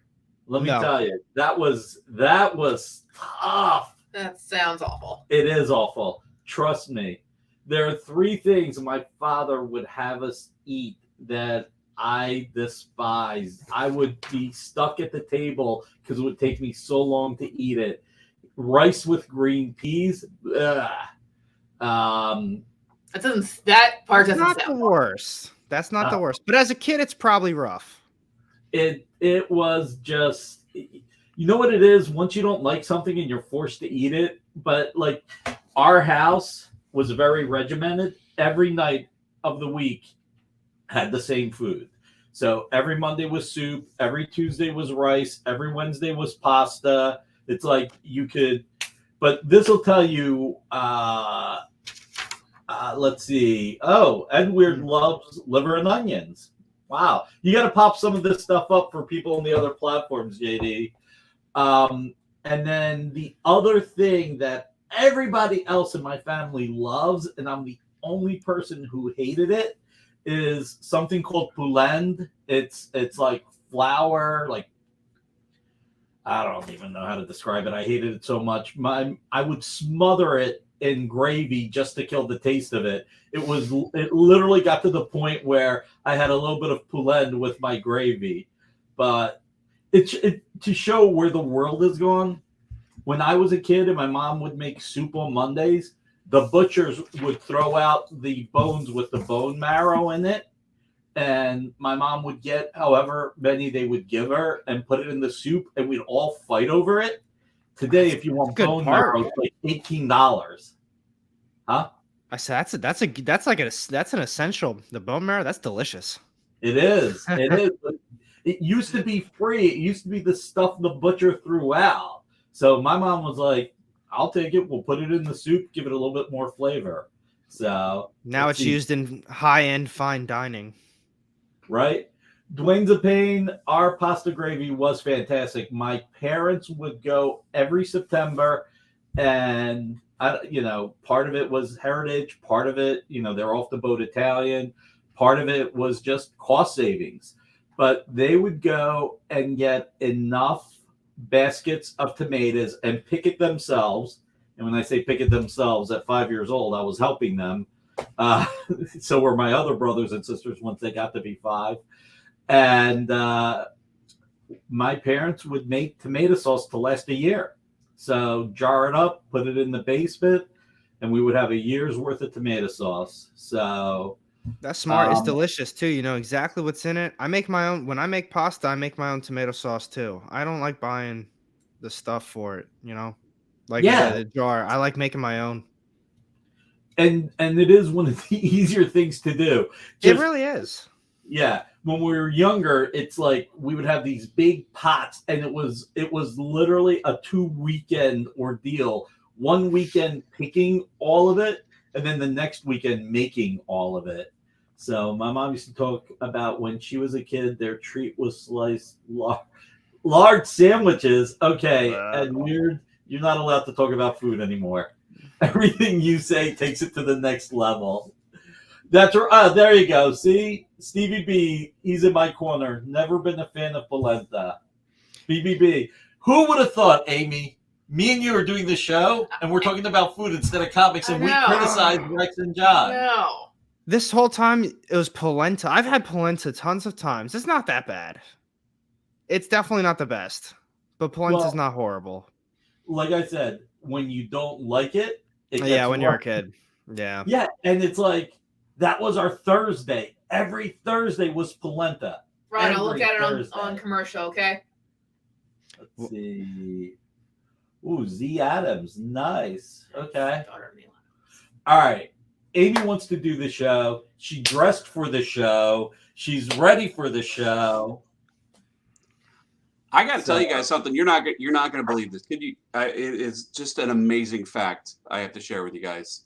We have not gotten a bid on any of the best offer books so I was far. going to ask you guys about that. I was like, how are the best offers going so far? I'm like none. All right, which one's the best offer? Tell me. Uber number 0. Okay, what's the starting? 10. Come on, guys, $10. You're making us. Come on, this is Kieran Gillen. All right, Kieran Gillen. That is a great writer, and this is signed by Kanan White. And there's only 185 of these in the world. This is number 39. Kieran Gillen is fantastic. I just finished reading the Darth Vader series, and then also Once and Future from Boom Studios. Got some good stuff. Hey, very good. Rippenstein says he'll open all best offers. What's the other best offer? So we got $10 on Uber. What's next? FF number 1, the Goldberg variant, is the best offer starting at $19.61. Okay, so we have this at $19.61. So Rippenstein is at $19.61. What's next? Best offer. Red Sonja. Thank you. So, and just to show that that's just a really bad picture. So that is the way it looks. Just a bad angle. Not that this helps because you see my well-rounded body too. So I'm sure I'm scaring some people off. So that's $35 to start, right, Amy? Yep. And then last but not least, and Ronald Rippenstein has you beat on the Uber for $10. You have a problem with the thing pose? But they're doing a ballet. What's wrong with ballet? You don't like ballet, do you? Look at this. They're in their tutus. They're doing ballet.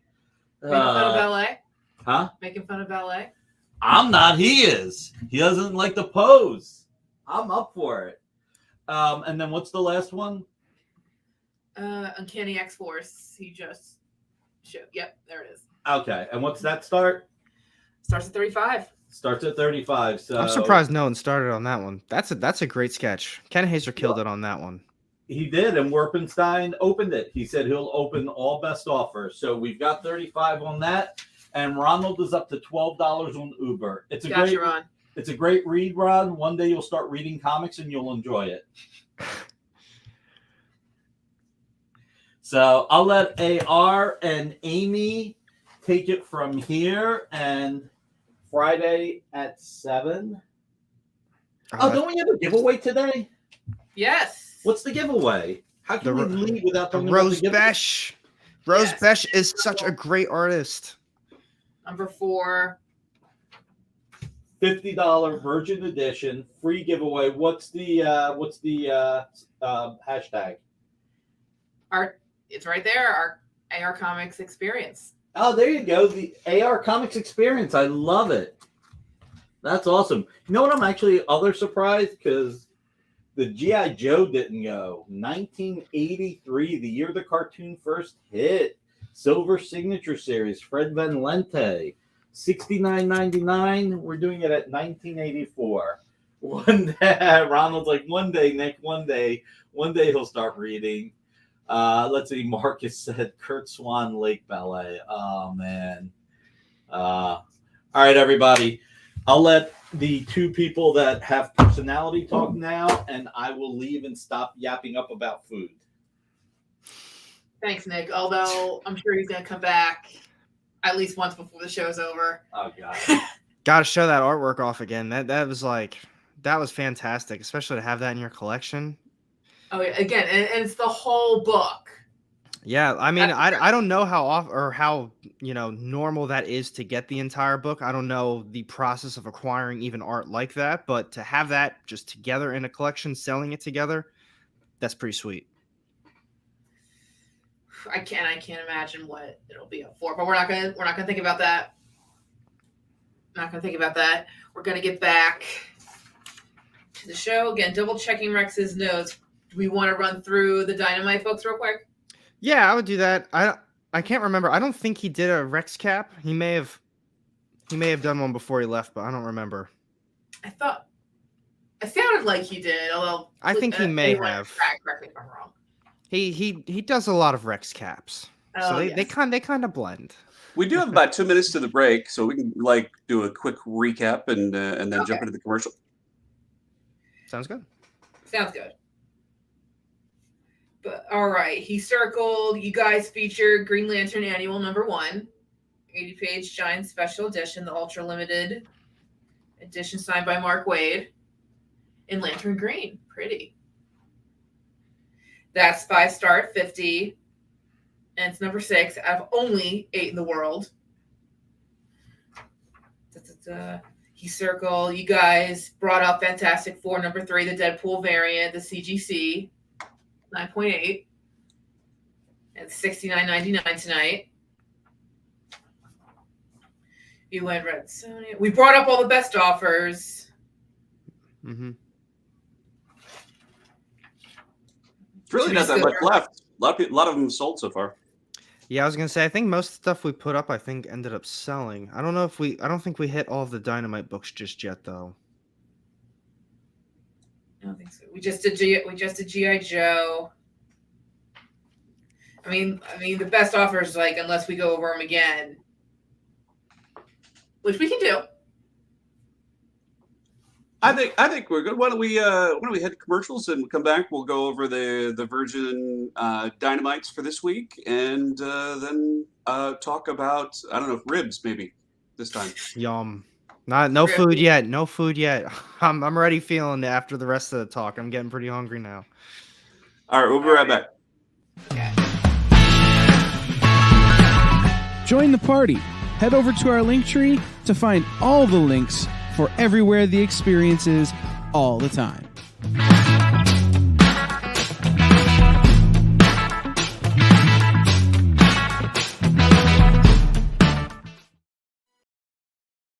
Imagine being at a convention and going to an interview panel that's just for you. No bustling crowds, no hours-long lines, just you, the moderator, and your favorite comic book creators. Well, this is pretty much that. Miss Jen sits down every week with 2 comic book creators for a live stream interview about their latest work, and you can ask them whatever you want. It's Talking Shop, Mondays at 5 Eastern on The Experience, Comic Culture and Sales.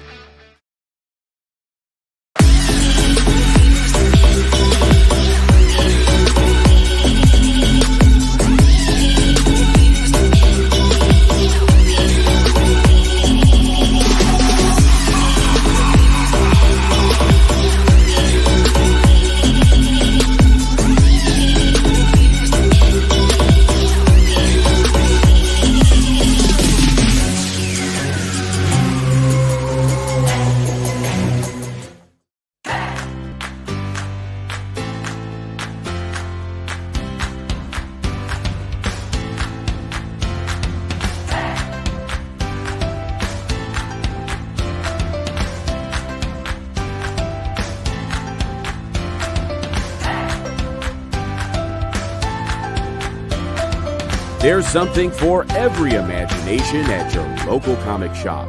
Visit ComicShopLocator.com to find a store near you. There's a super new way to support your friends over at The Experience. Head over to YouTube and send us a super chat, a super sticker, or a super thanks. We'll be super grateful for your support, and then keep an eye out as we launch membership services over on YouTube. It'll be a great way to get first look access at new content and shows before anybody else. Keep your eyes peeled and make sure you're following us on YouTube.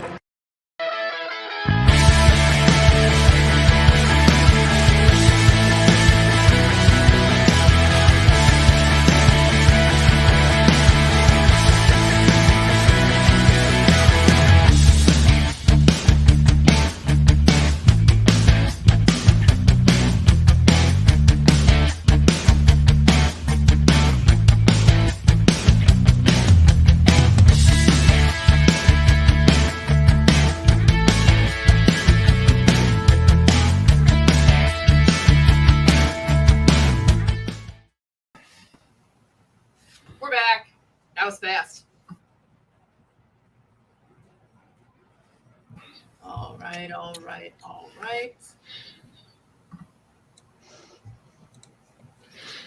So one crazy thing that I'm not sure a lot of people have kind of kept up with. I know I don't want to really keep talking about everything that's been going on with like the C2E2 stuff, but Black Flag, the people who made the Ultimate Fallout 4 like acetate cover, they posted a video and then they deleted it about Boston Fan Expo that's happening this weekend. If you guys follow the Pressable Defects guys, they posted something on their YouTube. They've actually posted the video that got deleted. They're talking about it. Apparently, that there's going to be separate lines for influencers and what's it say? There'll be separate lines for influencers and a different limit on books, depending on who's getting the book. That's absolutely insane to me. And I think it's crazy that Black Flag is actually continuing on with the acetate cover, knowing that Marvel didn't approve it and that CBCS said they wouldn't even grade it or they wouldn't give it a real grade or something like that. It's so who decides who is an influencer and who isn't? I have no idea. I think that's the stupidest, most stupid. That's me. It's stupid. I think it's like the dumbest thing that you could think of. Just like an influencer. I mean, an influencer in what? Comics? What, you influence books? What do you do? What are you influencing? The price? Because that's absolutely what they're doing. I don't know what Dwayne was referring to, but I think Pressable Defects would be like an awesome band name. Oh, it's that's a YouTube channel. It's a group of guys. It's a good channel. They do good stuff. I like their videos. They do live streams, and they did one on Monday talking about all of this. And good in-depth conversation, I think. Preston has a point. Is it just whoever pays the most, whoever has the most followers, or like? I don't know. Yeah, you got to go to the Influencer Guild Hall, pay for your influencer license, which is 36 copper. Yeah, you get a card too. You get a card? Wow. Yeah. You need an official thing that says I'm an influencer. That's what they're gonna do at Boston Fan Expo and going forward. They're just gonna walk around with a card. Everyone's just going to. It'll be like it'd be like a special badge. It'd be like attendee, staff, VIP, influencer. Oh my god. It was what was it? I think the Philly Fan Expo. Someone came up to me. They're like, "Are you the guy? You're the guy from YouTube?" And I was like, "I might be. Who do you think?" He said, "You're the influencer AR Comics." I said, "I'm not an influencer, man. I'm AR Comics though." And I was like, I make videos on books. I like reading books. That's why I'm here. He literally found me at the hardcovers and the omnibus stand that they had in the Philly Fan Expo. And what's your preferred title instead of influencer? Just AR Comics or Alec, if you know my first name. I think influencer is the dumbest thing that you could ever call someone. I hate that phrase so much. And yet people can get paid millions of dollars for being that. Now. It is like, I think it's like the cringiest thing. Like, oh, I'm an influencer. I think that's so cringy if someone ever calls themselves that. Like, ugh. I don't know. I hate it. I hate it so much. But that's just me. Comic right now. This is from Marcus. Whoever hypes up the comic could be considered an influencer. That's what I think. It's I think that phrase by definition goes for people who make like speculation videos and stuff talking about like prices for books because they are influencing the crowd or the viewers to look more into this type of book. They are influencing them to pay more attention to these types of books. By definition, yeah, I mean, I guess technically they are influencers then. So yeah, maybe an influencer is like someone who rates things on a 10-point scale and never gives a score lower than 9.5. They're just hype people, and doesn't tell you they're being paid to do it. Now, going on these comments, Marcus is absolutely right. John is a regal influencer. He is the man with the card that will say, yes, oh, it's a great thing. I go there all the time. The average person cannot see 10 movies in a weekend that he does. Yeah, I saw Thor 10 times on Saturday. It's a little too much Thor for me. Then isn't Oh, AR Preston- an AWA influencer? They think got he good needs- books. They got good books. I will tell you, I am a Wawa influencer. I will tell you that. I dabble on Wawa. I like Wawa a lot. I'm happy to be home and they have one in the area. So we've got about a little over 15 minutes left in the. I was gonna say, I know we got into more food, and Nick is back again. Like I'm said, going to say one Uh-oh. thing. AR is an influencer, but in a different way. He's not talking about the value of the books. He's not talking about, what the hottest trend is. He just sits there and tells you what he likes and doesn't like, including our books at times. Nick, Actually, over a little bit. We can't see your face. I don't think I've ever said a bad thing about Dynamite book. Now that I think about it, I really don't think I have. No. Look. And all kidding aside, listen. Nick is a vegetarian. Nick is a vegetarian influencer, I'm going to try to influence Nick to give a cheap price on that JR Jr. book. That's all relative, Ronald. Now, look. Listen. No publisher is sitting there going, and I'm not going to pick these up. You're like, but again, that's what makes you who you are. That's why I reached out to you. I watched your videos. They were all honest. They were all genuine. And I was like, you're doing a great job. I love what you do. Let me send you some subscriber giveaways. And I appreciate that. I try to keep it as real as I can. If I like something, I do. If I don't, I don't. I mean, I'm not just going to say, yes, it's great, and then move on to the next one. Yes, this is awesome. It's not. It might not be. And I don't want other people to waste their money. Exactly. And, and you'll say, this is not for me, but it might be for somebody else.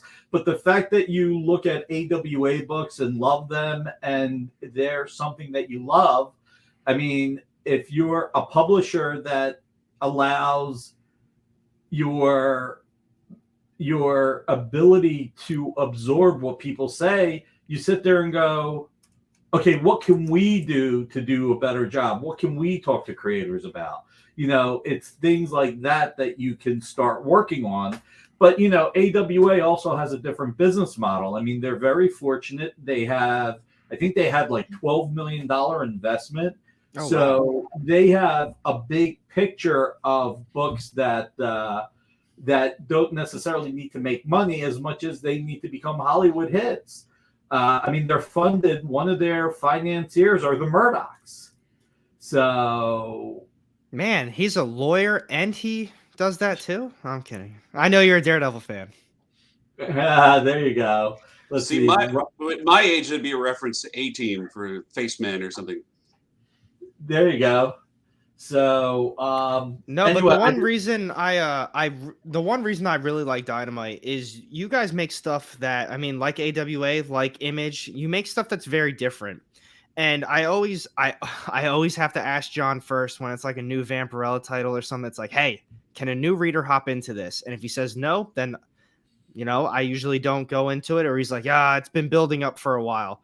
But the year one that just came out, I absolutely picked it up. And you guys have Kiss, you've got Army of Darkness, Evil Ernie, so much uniqueness. And, it's not just all this regurgitated stuff that's just constantly coming out over and over. It's like, all right, cool, another Spider-Man, another Venom. And it's the same thing over and over again. You've got such creative stories. And that's why I love comics, because it's what it is. It's about the artwork and the stories. And that's why, I love doing this too. That's really, really nice of you. And the good part about doing this is we promote all publishers. We work with all publishers. We promote all publishers as well as ourselves. So it's a lot of fun. So I'm going to let Amy have at it again, although I know that she wants me to come back and show the entire book. But Creative Keep says AR is influencing me right now. Speaking of us, let's run through the Dynamite version covers that we got. Like I say, let's hit the books that we haven't hit, and then we'll do like one big giant recap of everything. And then, if it takes us up to, if it takes us to 7:55, we'll do the giveaway. Sound good? Sounds good. Aye, aye, Captain. Thank you. That sounds good. All right, for Dynamite, James Bond 007, number 1. This is the Sue Lee virgin cover. Again, all the virgin covers, MSRP is $50, but we're having them all up $40 tonight. And Sue Lee has done multiple books for us this week. But I love the colors on this one. Now, this is probably going to blow a lot of people's minds. It actually might not, because I've been doing this with you guys for a while. But I've seen maybe like 2 James Bond movies ever, and they're the old ones. I haven't seen any of the new ones. I actually don't know almost anything about James Bond. I haven't seen all of them either. I've seen some of the newer ones. I've seen a couple of the older ones. I should feel more ashamed. I'm the movie nerd. I got to see all of them. I would say there's 3 James Bond movies that everyone should see. The first one, Sean Connery era, you got to see, of course, Goldfinger. Oddly enough, the second one would be Golden Eye, because that was the first Pierce Brosnan film. It was the best one. Everything went to crap after that. And and the first of oh man, I forget his name. He just passed on recently. But To Live and Let Die. It's very 70s. The soundtrack's amazing. It was the first of his movies, and all 3 of those were really good. Now, I've played the N64 GoldenEye more than I've actually seen. Like, the hours accumulated in that game is like probably triple the amount of the movie. Roger Moore, time. thank you guys. Yeah, it's funny enough, that game follows the movie almost exactly. Really? That's a big part of my childhood. I love that game. Yeah, you should see the movie. It was good. The little Russian evil guy was so good. I'll have to check that out. All right, next up, we have Ashina, Queen of the Jungle #8. And since y'all love Rose Besh, this is another virgin cover of hers. Look at that. I think the one with the title has a white background, but at least now here it really does pop with the black background. We also have Draculina #5, the Colette Turner black and white line art cover. Look at that. I probably shouldn't say line art, but just the black and white cover. That's very cool. We also, again, the other Sue Lee virgin cover we have is Red Sonja Fairy Tales, a little one-shot. And I read it. I enjoyed it very much. The Red Sonja, it's her and the story of Jack and the Beanstalk. That's It'll just be a second on that one. It deleted out of my...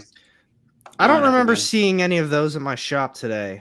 I was looking for the fairy tales for Red Sonja because I really like Red Sonja. I don't recall seeing any, but I know... I don't know if we've been ordering as many books or they're just showing up later. But we had a few empty spots today. And I'll tell you what, too. A lot of the books that we got were like very, very damaged. Oh, no. Even in my pull list, I obviously work at my LCS. So I go before we open. I get to make sure the list is good and, I get all my books. But a ton of them were very damaged. And just even the books I went home with were just the lesser of the most damaged ones. Oh my, okay. I gotta bring this up with Nick. We really should talk about that because that is so uncool. That's unacceptable. No, I'm not saying it's like just Dynamite books. I mean the Marvel ones were trashed. A lot of them were very bad. Dynamite, I don't like. I said, book should be that damaged. Pardon me.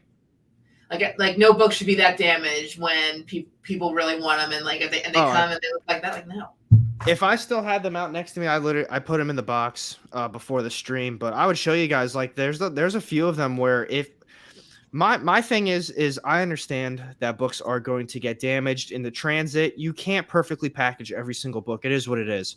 But I think if you can't get at least a 9 or a 9.2 out of a book, then that's starting to cut it. But there's probably at least 3 books out of the 10 or 11 that I picked up today that would probably, if I graded as is, would probably be around an 8. So that's pretty rough for a new comic book day book. And if I took it before the store even opened, that means the rest of them were pretty rough as well. Yeah, and they would probably even go down a little more just being handled and getting on the shelves too. So that too. The shop. So the shop they said because they have a thing where if it's not at least a 9 or a 9.2, they try not to put it out on the shelf. But there's a lot of times where I would go in on Tuesdays to help them, deal with the poll list, deal with like all the unboxings. And they say like, if we don't put these books out like we're not going to have books. Like they just show up damaged. That's just what happens. We get a lot of damages, but we need to put something out for New Comic Book Day. It's like, wow, that's crazy. And then I do it, week after week, turns into a month or two, and it really is just like a ton of damages. Yeah. I hate hearing that. Well, we are running out of time here. Do you mind if I jump in and go through the last couple of books? Sure.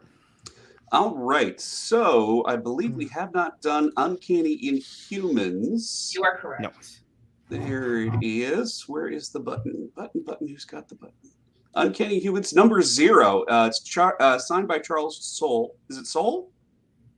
I would say, is it Soule? I would say Soule. Soule? But I say names wrong all the time. Commander Sulu. It's MSRP of $39.99, and because it is a hard signature to get, that's going to be the full MSRP tonight. If anybody wants to grab a hold of a very tattered-looking Black Bolt. And then the only one that the last one we didn't go over was Catwoman. Right, the Catwoman slab book 9.8. You can go over it because I can't find the button again. Where is this a series that Rom V did? Did Rom V do this one? The Catwoman? Yes. That would be I keep jumping over you, Amy. I'm so sorry. It's okay. Go ahead. I was going to say, it's a lot of people. I mean, when it's the anniversary issue, it's got like everyone who's ever worked on Catwoman in there. Oh, nice. I think Rom's doing the most current series, though. So I think this is his series, just in general. But Rom V's a great writer. That's an awesome cover, too. I like it, too. All right, and that's everything. We've gone through all the books. All right, we got to do a super recap within the next 5 minutes. Yes, we got 6 minutes left for the best offer books.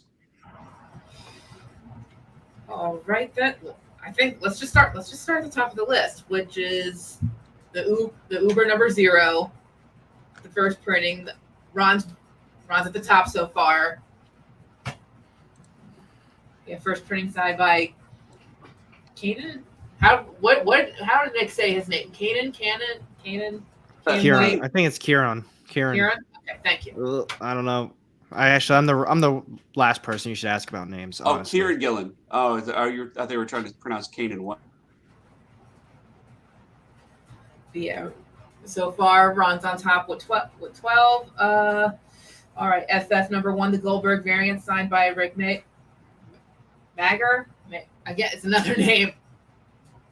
This best offer was starting at 1961. Ruffenstein is so far on top.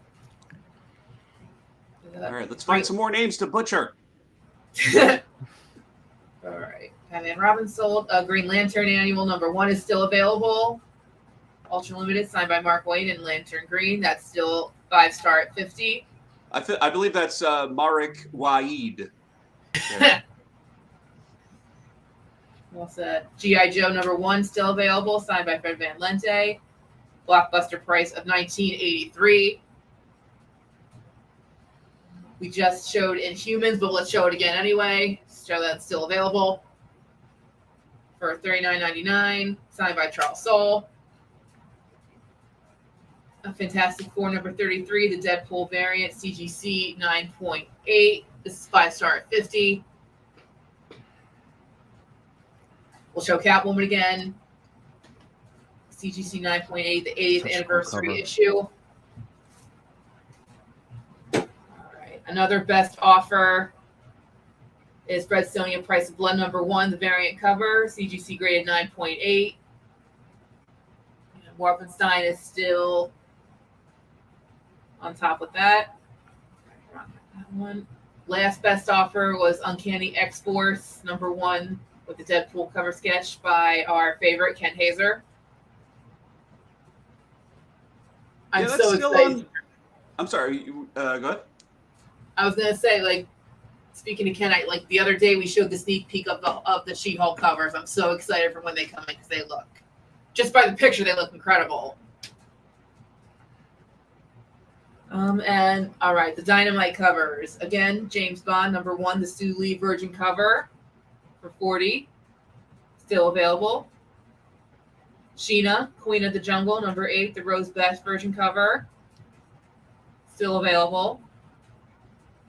Draculina, number 5, the Colette Turner, the black and white cover, still available for $40. And Red Stony Fairy Tales, Sue Lee version cover, still available. And is this the last chance to to get into the giveaway? Framework. And this is the print that I was. Yes. This was sent in by Ron. It does look amazing. It's my favorite movie of all time, in case anyone didn't know. This is not what we're selling. No, but this. Musical. Hang on. This we're just showing off the picture that Ron sent in. That's the giveaway. We can't give away Ron's picture. What? Why not? He would do that to us. Sheena number 4 is this is the giveaway. Nightmare Before Christmas picture we're just showing off.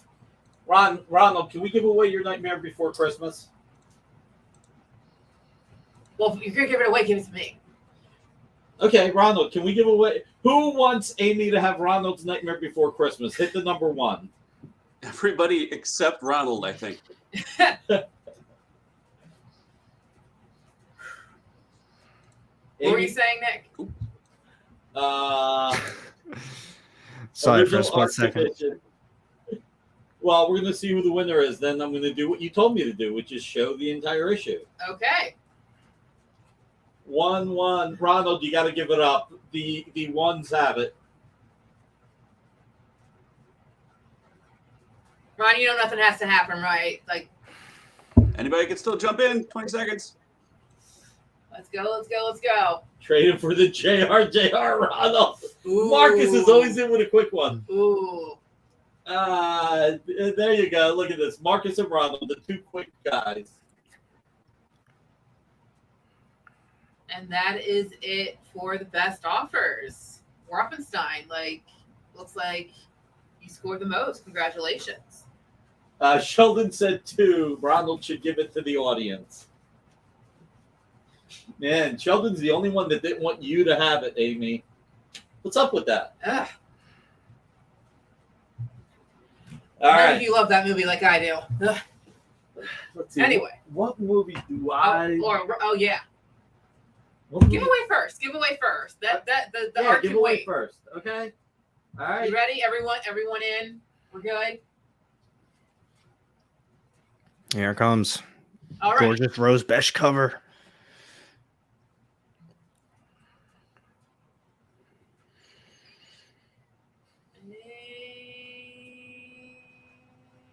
Stevie B! Awesome. Congratulations! I think it's been a while since Stevie B's won something.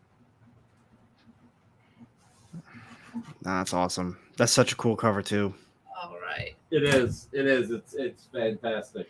I feel like she just popped on the scene with one cover and just exploded.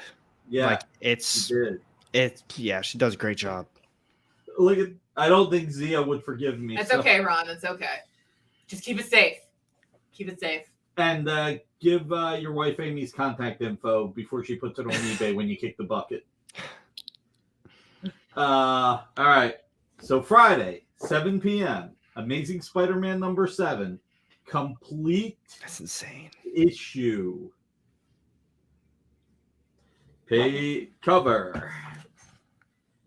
I mean, the storytelling. I'm going to show the entire book in order because the storytelling is so fantastic. Page 1.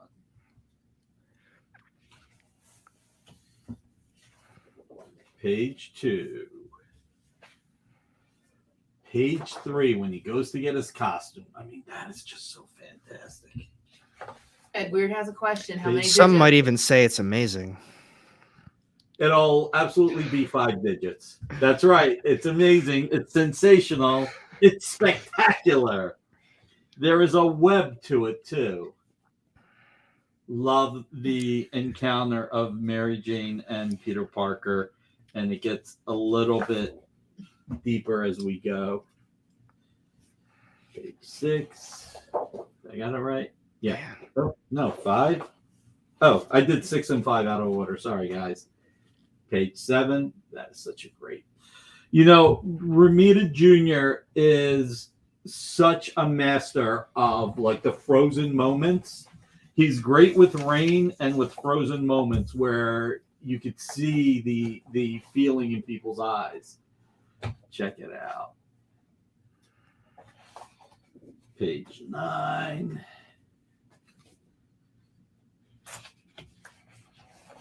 Page 10. Leather bound sketchbook, fancy. Let's see. Is it a Spider-Man? Yes. Let's see.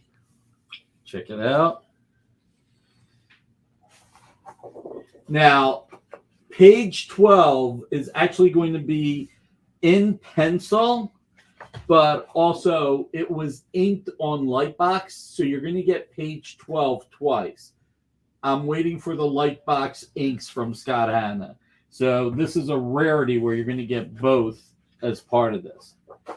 Love this with Vulture on the Perch, Vulture on the Prowl. Let's see. Do I have these out of? Let's see. What page is this? Wow, I got this out of order. Okay, 14. Okay, here we go. 15. 16, 17, as I showed before. Man. Okay, 18. Doesn't have the number, which is weird. 19. And I'll explain why in a second. And 20, the great page where he's fallen. So the reason why, what the payment plan on those, Nick, for you guys, and this is no kidding, how much for a Xerox copy? It's weird. Man, that's funny. The most I've ever given to anybody has been 90 days, but for you guys on something like this, I would probably really want 25% down, but if I got 25% a month for 4 months, I would do it. So tune in on Friday. We're advertising it everywhere, so I gotta have it on Friday. I can't have an influencer line and a consumer line. I only have one line, unfortunately. Sorry, that's my only joke about that. That's my only joke. I will not, like I said, all that negativity, we're all going to get past it. It happened, and everybody's going to be the better for it. And that's one thing I truly believe. We're all going to be the better for it. I have Superman versus Spider-Man comic. Awesome, sir. You guys have a few days to get a loan. All right. JD, we're not touching that anymore. Let's see. So Friday at 7. I'll tell you guys what I tell everybody on Fridays. Listen, thank you for being here. I love you.